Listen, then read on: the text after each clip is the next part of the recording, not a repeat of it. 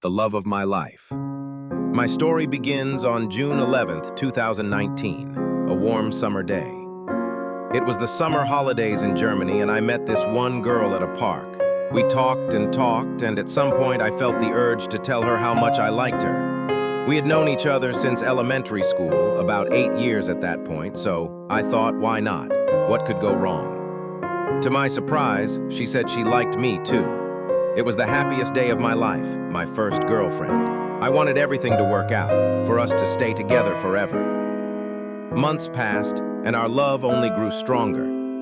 At school, we were known as the perfect couple. Even the teachers noticed. Whenever one of us was absent, they'd ask the other what was going on. By 2022, we had been together for 3 years. Sometimes we even lived together for short periods when her parents were away for weeks at a time. It was fun, and it brought us even closer.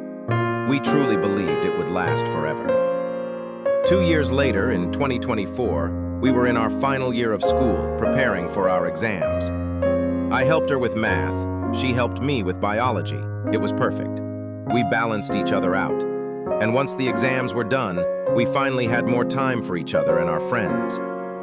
But that's when the first crack appeared. Our so-called friends didn't want us around anymore. After school, they pushed us out of the group, leaving only the 2 of us.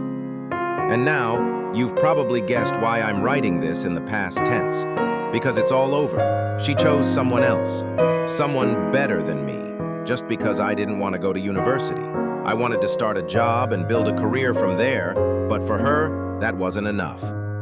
She picked someone from her class instead, a guy 8 years older than her. On January 18th, 2025, she sent me a short WhatsApp message. Sorry, but I think I see myself more with him. I know we've been through a lot and have been together for a long time, but sometimes you need to move on. It's not your fault. I'm sorry. I didn't know what to do. Who was he? I had never even heard his name before. Was this real? Was she testing me? Before I could even respond, she blocked me, and just like that, she was gone. A friend of mine who knew her a little tried to find out more. Turns out she and this guy weren't really doing much together either. But after a while, she blocked him too, and that was it.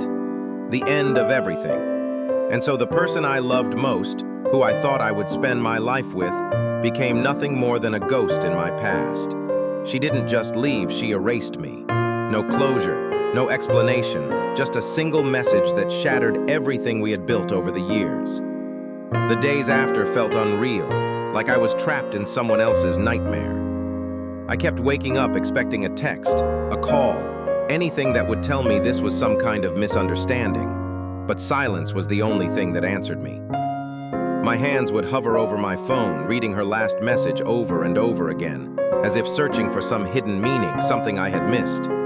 But there was nothing. Nights became the worst. I would lie awake staring at the ceiling, remembering the way she used to rest her head on my shoulder, the warmth of her presence that now felt like a distant dream.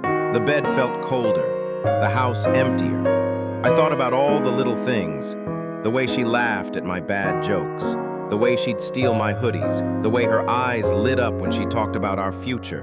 But that future never came. Friends gone.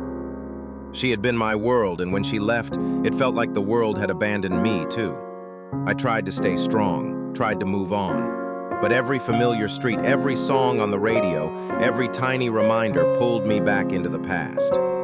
I became a ghost myself, wandering through memories that hurt too much to remember, but were impossible to forget.